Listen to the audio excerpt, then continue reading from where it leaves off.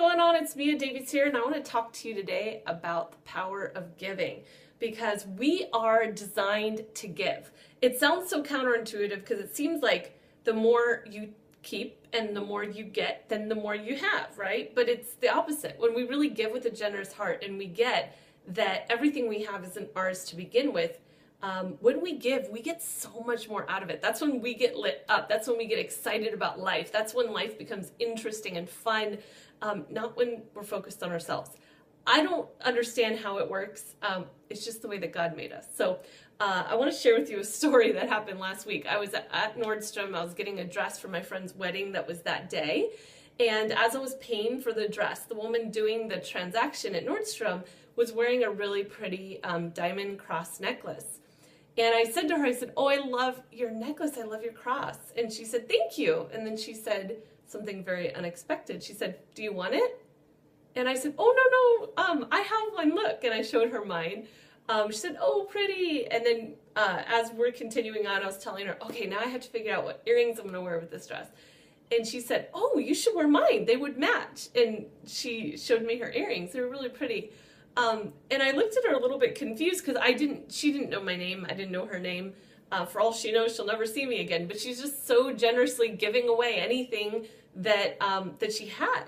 And anyhow, she ends up taking the earrings out. She said, "Here, you have to wear these. These would match perfectly." And I said to her, I don't, okay, but I mean, how do I get them back to you? What's your name? And she said, "Oh, not even worried about it. Here's my name. If you want to drop them off anytime. No big deal." She had no concern, no attachment to her earrings. She would have happily given me the cross necklace she was wearing.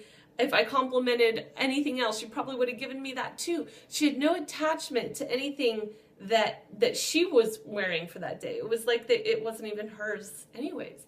And it was so cool because she was such a great example of the cross that she was wearing, really having that giving heart, having that generous heart.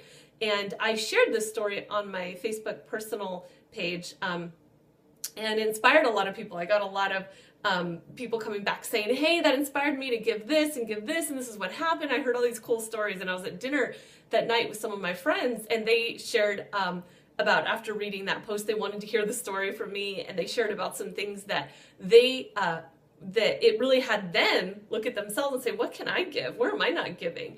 And then over the next few days, we were group texting each other, and they were just sharing, "Oh my goodness, today I gave away my last pita, and I really wanted it. I didn't want to give it away, and I gave it away, and this is what happened." It was so cool because there was this ripple effect of what happens when you just stop being attached to what you have.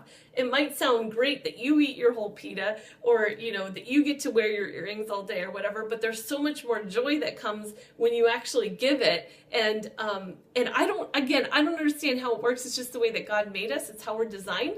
And I want to remind you of this today. I want to encourage you to look at where you can give. What are you holding on to tightly that you can give away? And just be paying attention to this throughout the day, because there's always people that have less than we do, or there's always people in need, right?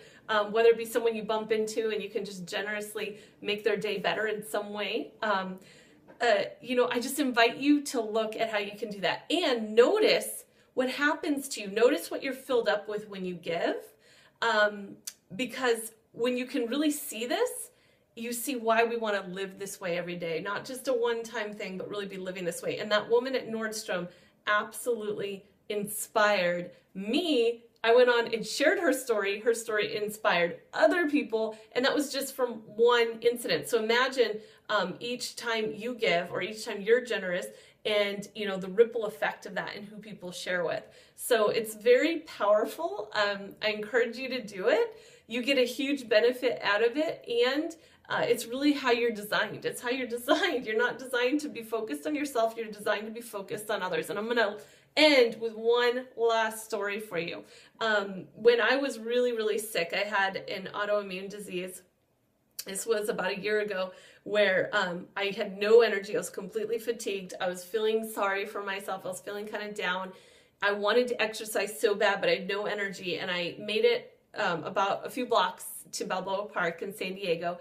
And I just fell on the grass, and I was just crying. And there was nobody around me, but I was just crying.